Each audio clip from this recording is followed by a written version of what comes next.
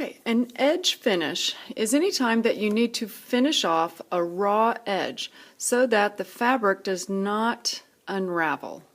This is a nicely tightly woven one. There we go. Can you see the thread starting to come off? Well, in washing garments, that would continue to come apart until this frayed down to where the integrity of the seam would be compromised and it would come apart. So there's all kinds of techniques to finish off your raw edges. One of them, you can use a serger that would do an overcast stitch around the edge. That does take a different sewing machine, a special sewing machine for that called an overlock or a serger. But I'm going to show you some different techniques with your Anna sewing machine that will work to finish off your edges just as well. And this one I'll demonstrate two different ones. One will be a zigzag stitch that can go down one edge, and the other is an overcast stitch on your machine. First one will be the zigzag stitch. So for this, we want to make sure that you utilize the utility stitches. C is the setting for a zigzag, so you would just turn your stitch to selector to a C, and in this case we can go between a 1 and a 2 for the length of it. Okay, and we're set up here. The distance on the C, where it's very wide and narrows down, you can set the width of the zigzag going back and forth. I'm going to just come a notch or two back to the right of C.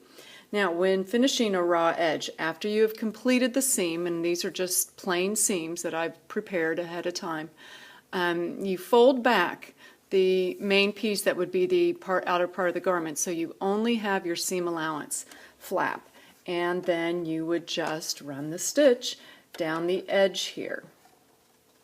Now, on lightweight fabrics, it actually may want to draw the fabric up and bunch it up in between the zigzags, so I would always test this on a scrap piece of fabric to see how the fabric reacts to it.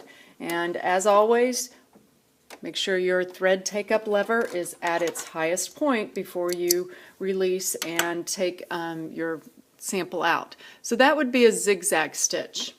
Now then, the other edge finishing stitch I'm going to show you is the G stitch. This is demonstrated in your manual on page 50. I'm sorry, no, the over edge is on page 38.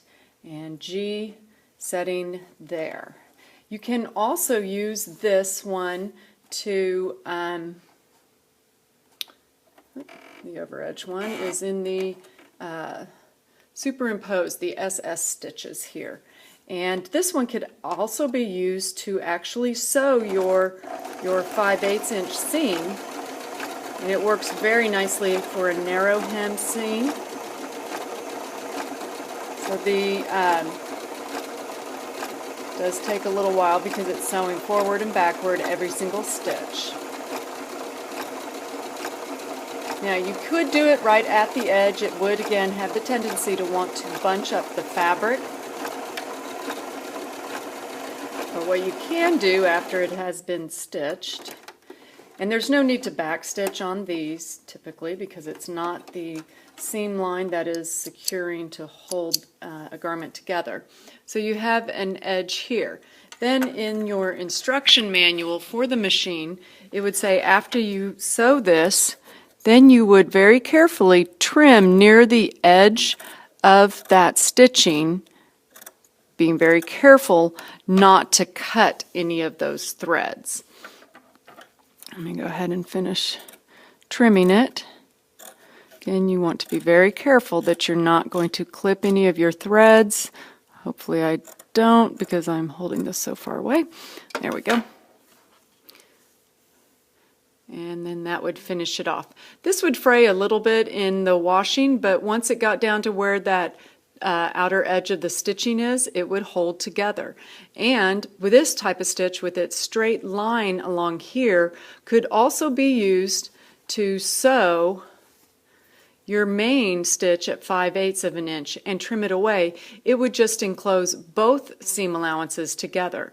This would be a great stitch to use for